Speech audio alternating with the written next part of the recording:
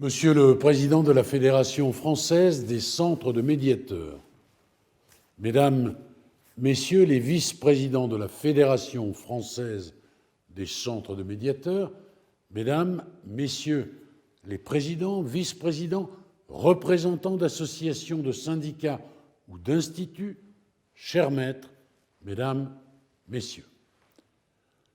Je souhaite tout d'abord vous dire le plaisir de pouvoir m'adresser à vous et remercier Maître Romain Carayol, président de votre fédération, de m'avoir invité à prendre la parole.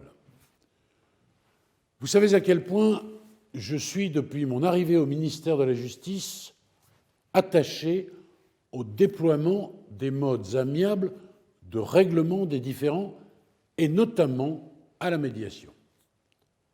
Cet attachement s'est incarné au cours des derniers mois dans différentes réalisations que je souhaite aujourd'hui rappeler.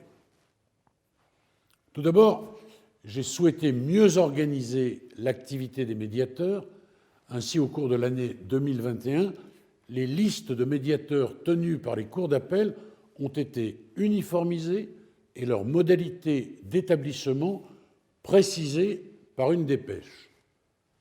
Parallèlement, les formulaires de candidature et d'inscription sur ces listes ont été simplifiés et des rubriques spéciales ont été créées. Vous y avez gagné en visibilité vis-à-vis des justiciables, mais aussi vis-à-vis de vos partenaires institutionnels. Dans un second temps, la loi du 22 décembre 2021 pour la confiance dans l'institution judiciaire est venue créer le Conseil national de la médiation. Cette nouvelle instance, que vous appeliez de vos vœux, aura pour mission d'harmoniser les pratiques en matière de médiation. Je souhaite également qu'elles en favorisent le développement et qu'elles soient force de proposition auprès des pouvoirs publics. Vous le savez, le décret organisant la composition et le fonctionnement du Conseil national de la médiation est sur le point de paraître. Par la suite, seront désignés les premiers membres du Conseil et je veillerai personnellement à ce que sa composition reflète la diversité du monde de la médiation.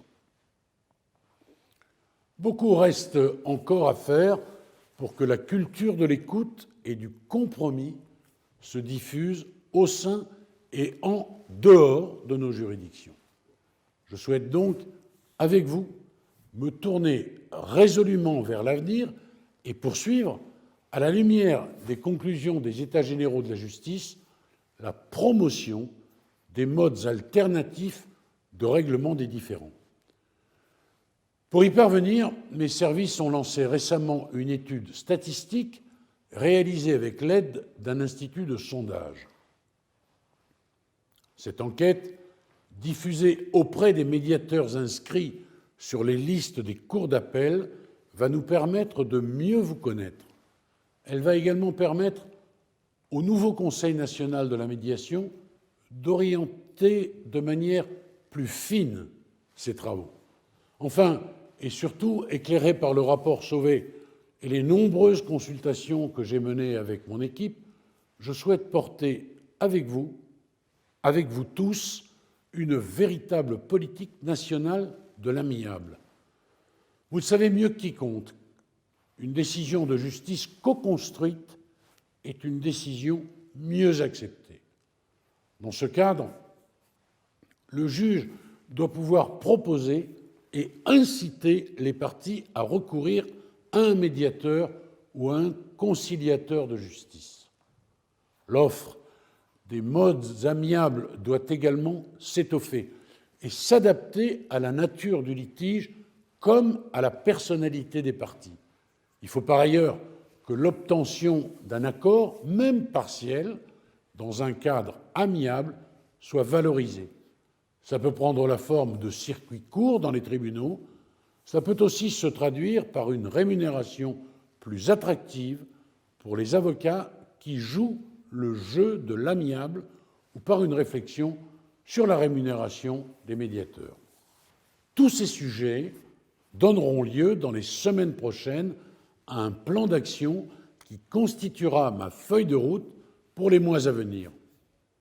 Le monde de la médiation ne sera pas oublié et je me réjouis de poursuivre avec vous nos travaux. Je salue chacun de vous chaleureusement.